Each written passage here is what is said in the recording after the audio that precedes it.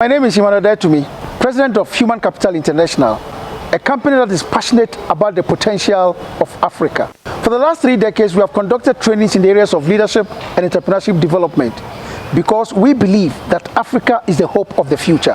If we're a leader, an entrepreneur, and a young leader on the continent that believes that Africa is the hope of the future, let's make this our mission. Gently like this video, subscribe, and please share all videos that come on this channel. Let's grow Africa's future together because we believe Africa indeed is the hope of the future. If we want to become what I call contemporary effective leaders, we need to look at the character or competence matrix. This is very, very important. And here you have the leadership character and the leadership competence, and there are 4 possible outcomes. Now, so you decide what kind of personal leader do you want to become. Do I want to become a leader who has competency but lacking character? Or I want to become a leader who has character but lacks competence? Or I want to become a leader who has both competence and character? That is going to be determined by the habits you form. So, remember we said your behavior is a summation of your habits. Are we together? So, whatever habits you are developing on a day-to-day basis as a leader would result in you becoming either a dangerous leader, a disqualified leader, an emerging leader, or what we call an impactful leader. The choice is traceable to the formula I gave you, which is the formula for behavioral formation. The behavior is equal to the person in that environment, the behavior of the person in that environment, and that is based on the habits you are forming as a person. So which of the leadership do you want to be? Disqualified? Impactful. Impactful. Yeah. Good. But you know it's not easy. It's not easy. People are going to fight you because we are talking about character. You say, let's chop. You say, chop what? He said, the thing is 100. He said, add 10. He said, no, I won't add. He said, what is this? Because my character, my value system don't allow it. Remember, we talk about beings. We talk about being. You see the being? Have you seen it? The being. This is not me. This is not my identity. Give me the invoice, increase it. No, I can't. Why? It's not me. Not that I don't want to go to prison. Somebody says, I give you a cigarette. You say, no, I don't want to smoke. Why? I don't like smoking. Okay? I give it to another person. No. Why? Because I'm not a smoker. The two are not the same. I don't like smoking means if I can. Okay? But I am not a smoker. It's an identity. You get it now? I don't like drinking. That means if the environment changes, you cannot. I am not a drunkard. Guys, we need to understand these things. So when you miss out these things, the person is there, he's doing all kinds of things, you say he's a leader. No, you're not a leader. Okay? Very, very important. A leader first has to be.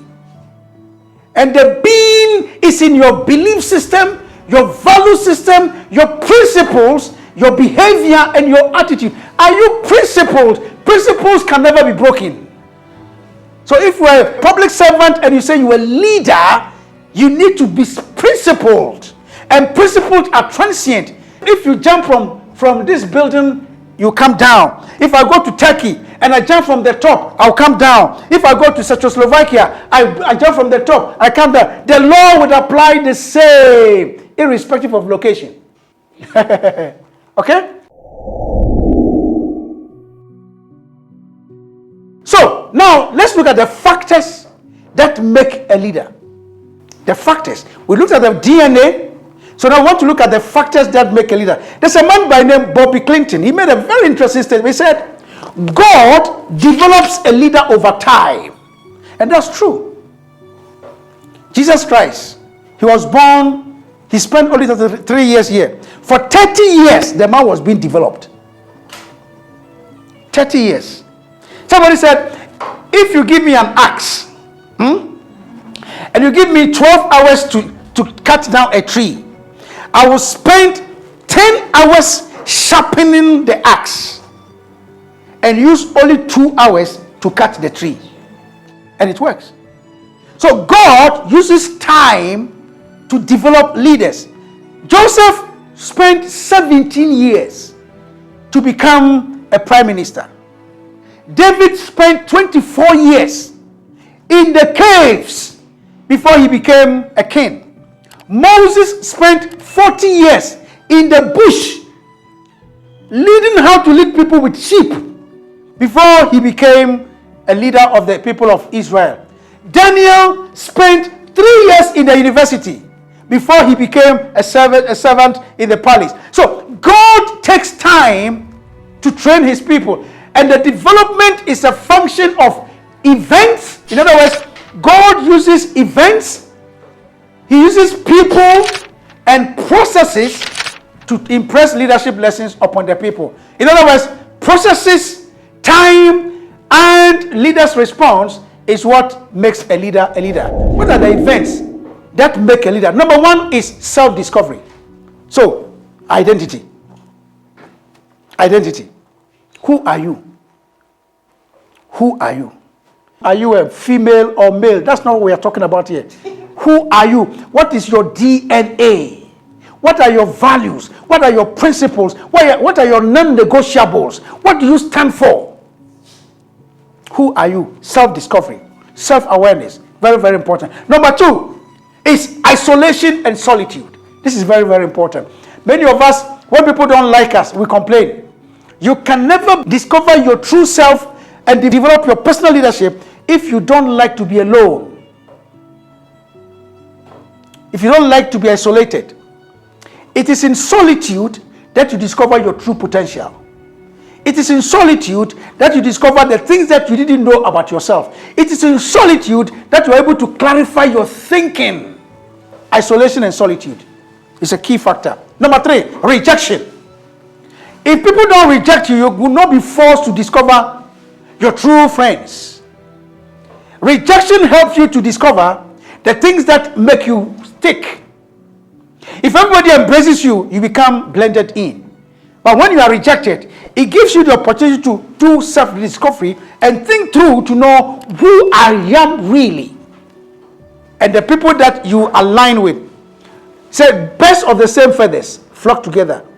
You get the point? So if I'm with you and you don't like me to be around you, it means that we differ in certain values. So rejection is key. Number four is mentorship and disappointment. Disappointment is one of the things like rejection that can bring your true self-leadership out of you. Mentorship, internship is like mentorship. All of this is a key. Then apprenticeship.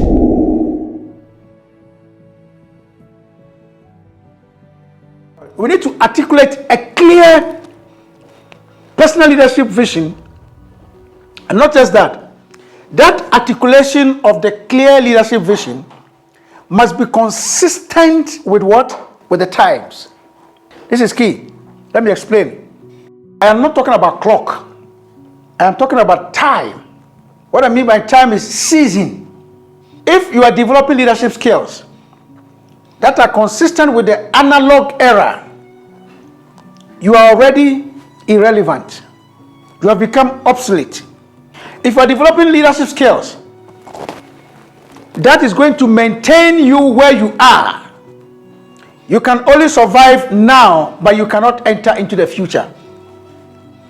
If you're going to articulate a clear leadership vision for yourself, that vision must be consistent with the times in which you find yourself. So, when you do that, then what you are doing is that you are signaling to everybody in your inner circle to make decisions and take actions that are consistent with your objectives. Now, it does not end at where you are now, but how does that vision prepare you for the next 10 years ahead of you? That is what we mean consistent with the times. This time is taking us to the factors that are driving change in our world today. I mean, i.e. artificial intelligence, the geopolitical crisis that we find ourselves in, the high inflation rate that we find ourselves in. Where are all these things leading us to? As far as your profession is concerned, as far as your personal identity is concerned, as far as your personal values are concerned, where are all these leading us to? That is what we mean by articulate a clear vision consistent with the times. Otherwise, the new you that you want to develop will not evolve. This is very, very important. If you don't articulate that, two things will happen. People will take you to be who you used to be in the first quarter, or last year, or last 2 years. And for you, you're going to maintain the same habits. And guess what? If you keep doing the same thing repeatedly, you will not even get the same results because the external environmental factors would have changed. So, the next one is rethink the future. We're talking about factors that will help us evolve the new us. Rethink the future. Yes, you did the planning in 31st night, what they call resolutions.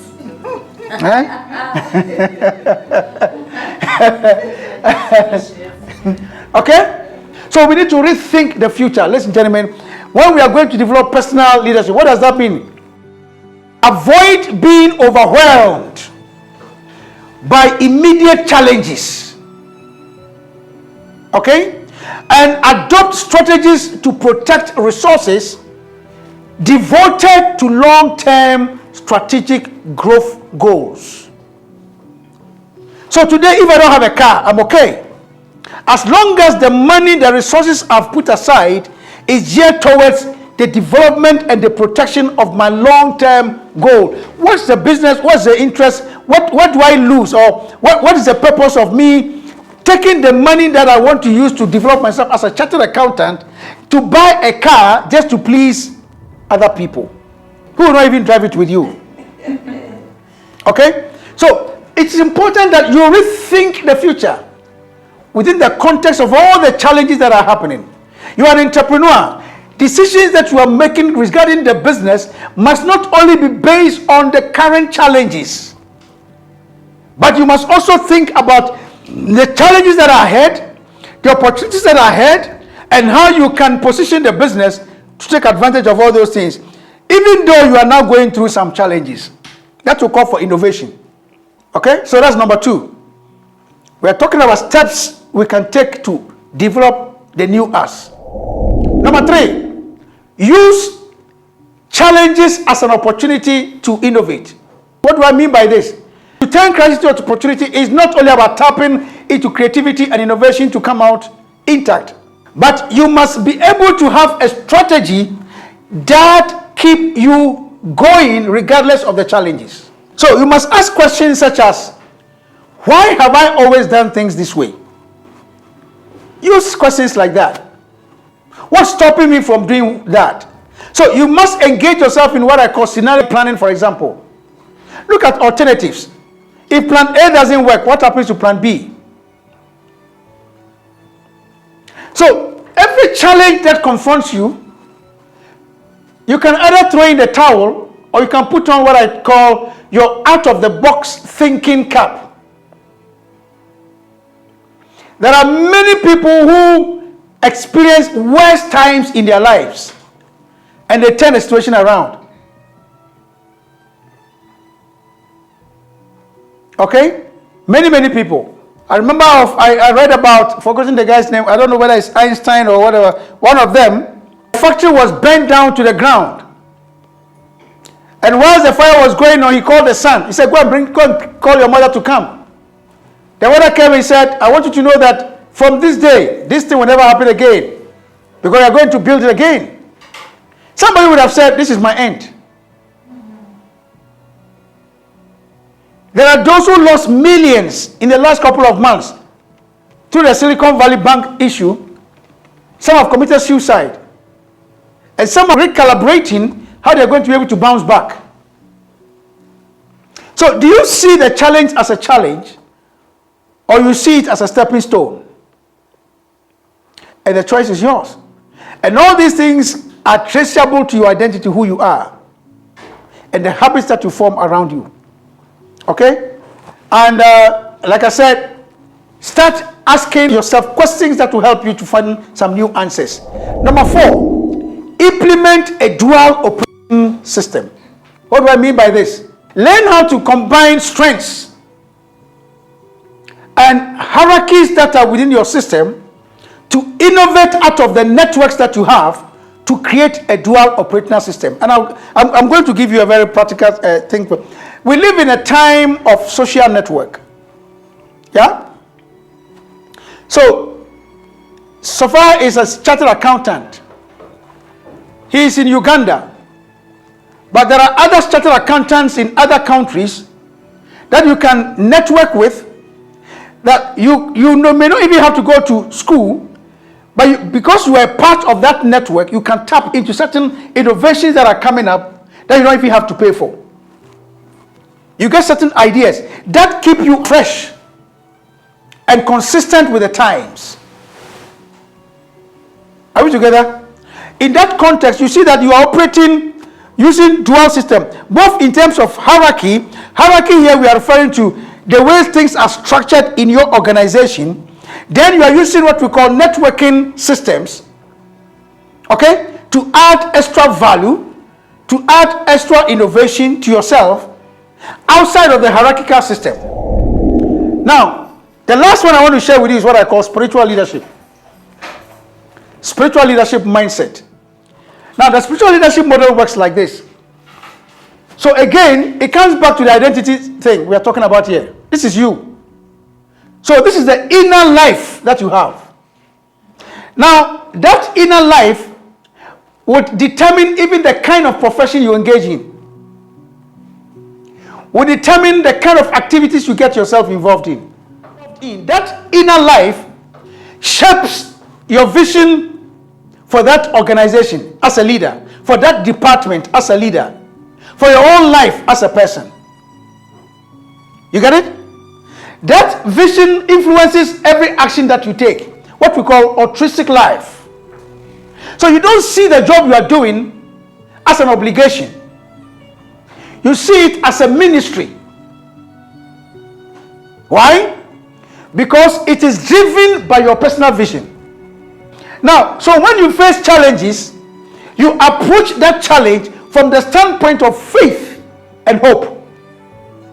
In other words, you become optimistic about this challenge. Resilience starts from here. And the cycle goes on. So what happens is that whatever you are doing becomes a calling. Okay?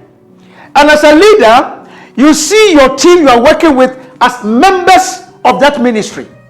So in your case, where you are a team leader of so many, of 400 people, those people you don't see them as your subordinates. Why? Because they are contributing towards the vision. So you become, what you are doing is a calling, like a pastor, like a clergyman. You get a point? Now, a clergyman does not go around with a hammer in his hand, hitting people's heads. That's what we call spiritual leadership. So that then feeds into the organizational commitment and productivity. Are we together? And you end up, everybody who works with you becomes what? Satisfied. Because they see it as altruistic. They see it as their commitment to whatever that's supposed to be done. And by so doing, they have what we call inner feeling of satisfaction. This is a model that people are now championing for government establishments. Spiritual leadership is key here. It's not about religion. No, it's not about religion. Okay? And if we can do that and focus on who we are, what makes us tick, what inspires us, what makes us see ourselves as valuable members of society, and we drive it from that angle, it will end up making us satisfied, not based on outcomes, but based on the vision which is driven by the identity that we have. And you will see that that leads to what we call spiritual well-being. Thank you so much for investing your treasure time. This mission is for generations and generations for the good of Africa. Watch out for our next video. Africa needs you.